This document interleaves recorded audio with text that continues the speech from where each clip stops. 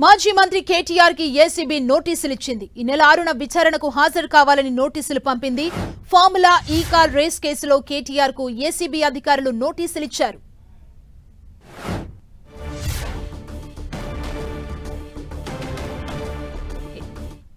Formula ఈ car race కేసులో మాజీ మంత్రి కేటీఆర్ కి నోటీసులు ఇచ్చారు. ఈ నెల 7న విచారణకు హాజరు కావాలని ఇప్పటికే ఈడీ నోటీసులు ఇవ్వడం జరిగింది.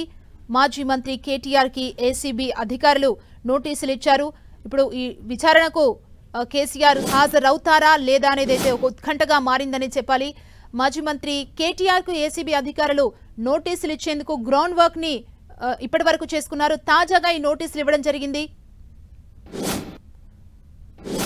ఇదే అంశానికి సంబంధించి మరింత సమాచారం మా ప్రతినిధి కిరణ్ అందిస్తారు. కిరణ్, సుమ ఈ కార్ రేసులో తాజాగా ఏసీపీ మొత్తంగా పూర్తిగా కేసుకు సంబంధించి కూడా అన్ని వివరాలు సేకరించిన తర్వాత కూడా ఈ కేసులో A1గా ఉన్న కేటీఆర్కి కొద్దిసేపటి క్రితం నోటీసులు జారీ చేయడం జరిగింది. ఇప్పటికే ఏసీబీ ఈ కార్ రేసుకు సంబంధించి కూడా అనేక కోణాల్లో కూడా దర్యాప్తు చేసింది. ఎవరైతే ఫిర్యాదు చేశారో దానికి దగ్గర నుంచి కూడా స్టేట్మెంట్ రికార్డు చేసిన తరుణంలో తాజాగా ఇప్పుడు అది కేటీఆర్తో పాటు ఇప్పుడు మరికొంతమందికి నోటీసు సర్వ్ చేయబోతుంది. తాజాగా ఈ నెల 6న విచారణకు ఏసీబీ ఎదుట విచారణకు హాజరు కావాలంటూ కూడా నోటీసులు జారీ చేయడం మీద జరిగింది. ఈ నోటీసులకు సంబంధించి కేటీఆర్ ఏ విధంగా స్పందిస్తారు ఏంటని కూడా చూడాలి. ఎందుకంటే ఇప్పటికే ఈ కేసుకు సంబంధించి కూడా ఏసీబీ నమోదు చేసిన ఎఫ్ఐఆర్ ఆధారంగా కూడా ఈడీ కొంత దూకుడు ఈ కేసుకు సంబంధించి కూడా కేసు విచారణ కూడా చేసిన పరిస్థితి కనిపిస్తుంది. అందులో ఇటు అరవింద్ కుమార్తో పాటు ఎవరైతే హెచ్ఎండిఏ మాజీ